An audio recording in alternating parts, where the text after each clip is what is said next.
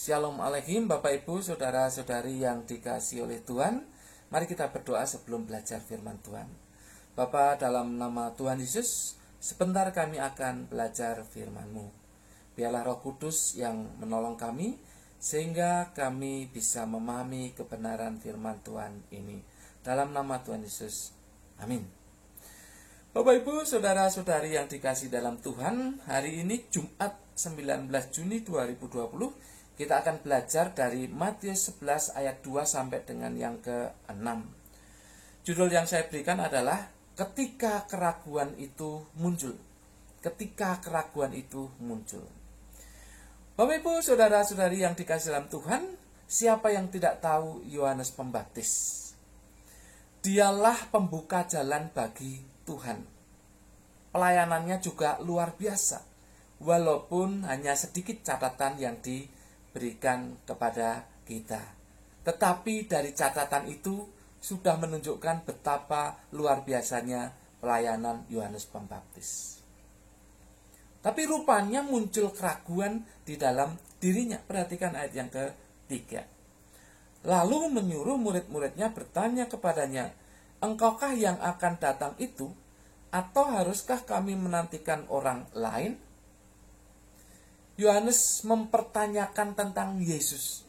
Apakah Yesus itu pribadi yang dinantikan oleh orang Yahudi?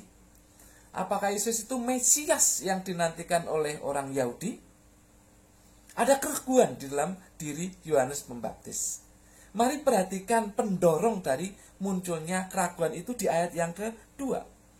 Di dalam penjara, Yohanes mendengar tentang pekerjaan Kristus. Rupanya Yohanes di dalam penjara. Yohanes sedang berada di dalam penjara. Dan saat berada di dalam penjara, dia belum mendengar kepastian bahwa Yesus adalah Mesias yang dijanjikan itu. Mesias yang dinantikan oleh orang Yahudi. Itulah pendorongnya. Tetapi Yesus menjawab dengan tegas. Dia katakan kepada Yohanes apa yang kamu dengar dan kamu lihat. Katakan kepada Yohanes apa yang kamu dengar dan kamu lihat. Intinya adalah yang dilakukan oleh Yesus sudah menunjukkan bahwa dia adalah Mesias. Yang dilakukan oleh Yesus sudah menunjukkan bahwa dia adalah pribadi yang dinantikan itu. Makanya dia katakan dengan tegas di ayat yang ke-6 demikian. Dan berbahagialah orang yang tidak menjadi kecewa dan menolak aku. Dia katakan dengan tegas itu karena dia sudah menunjukkan pribadi sebagai Mesias. Pribadi yang dinantikan oleh orang-orang Yahudi. Dengan apa yang dilakukan di dalam mujizat-mujizat yang dilakukan, penyembuhan, atau apapun juga pelayanan yang dilakukan oleh Yesus.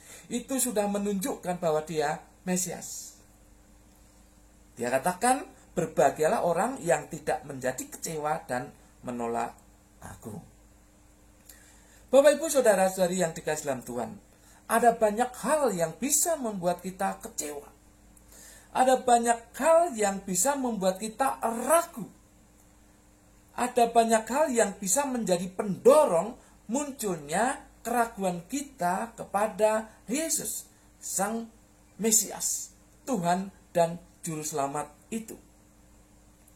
Keadaan yang tidak menyenangkan, misalkan penderitaan, kesusahan, kekurangan, sakit penyakit, tekanan-tekanan, bisa menjadi pendorong munculnya keraguan kita kepada Yesus. Ini berbahaya. Ini berbahaya. Tetapi terjadi di banyak orang yang saat ini meninggalkan Yesus karena kecewa, karena ragu. Kenapa Yesus tidak menunjukkan diri sebagai Mesias kepadanya dengan melakukan mujizat kepadanya, dengan memberkati dia secara luar biasa. Sehingga muncul keraguan di dalam dirinya tentang Yesus yang adalah Mesias, yang adalah Tuhan, yang adalah Juru Selamat. Ada orang yang berkata demikian dalam bahasa Jawa, podo wae. Setelah saya tanya, mengapa dia berkata demikian? Ya, sama saja. Saya mengikut Tuhan sama tidak mengikut Tuhan sama saja. Maksudnya adalah sama dalam hal perekonomian, tidak berubah. Sehingga membuat dia kecewa dan akhirnya meninggalkan Tuhan. Karena muncul keraguan terhadap Tuhan. Karena keadaan yang dia alami. Jika saat ini Bapak, Ibu, Saudara-saudari ada yang berada dalam posisi itu. Ada yang muncul keraguan di dalam diri Bapak, Ibu, atau Saudara-saudari. Bacalah Alkitab. Bacalah Alkitab. Lihat, baca, perhatikan pekerjaan yang sudah dilakukan oleh Yesus. Baca selengkapnya. Lihat, perhatikan apa yang sudah dilakukan oleh Yesus di dalam pelayanannya.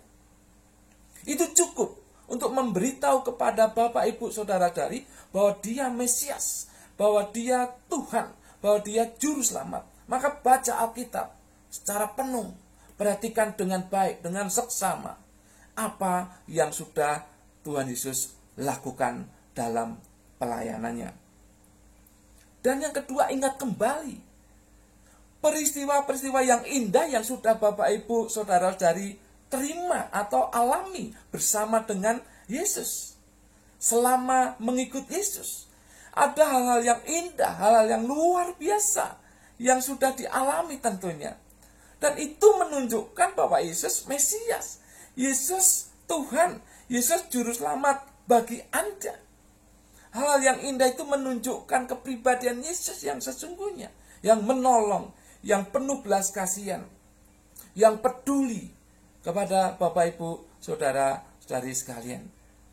Jadi ketika muncul keraguan hanya karena masalah ekonomi, masalah keuangan, masalah sakit penyakit, ketika itu memunculkan keraguan di dalam diri Anda, maka baca Alkitab dengan jelas, perhatikan apa yang sudah dilakukan oleh Yesus. Karena dia adalah Mesias, dia adalah Tuhan, dia adalah Juru Selamat Anda dan saya. Sehingga keraguan itu bisa kita buang jauh-jauh dari diri kita. Amin. Bapa, dalam nama Yesus, terima kasih atas firman-Mu. Terima kasih Tuhan, kami sudah belajar. Mohon Roh Kudus menolong kami, supaya kami bisa merenungkannya, dan juga melakukan dalam kehidupan kami sehari-hari. Sehingga jikalau ada muncul keraguan, kami bisa kalahkan. Karena kami sudah mencermati apa yang dilakukan Yesus, yang menunjukkan bahwa Yesus Tuhan, Juru Selamat, Mesias bagi kami. Terima kasih Tuhan. Dalam nama Yesus. Amin. Bapak, Ibu, Saudara-saudari yang diberkati oleh firman Tuhan ini, sampaikan kepada yang lain supaya mereka mendapat berkat yang sama. Jangan lupa subscribe dan loncengnya diklik di monitor Bapak, Ibu. Tuhan memberkati.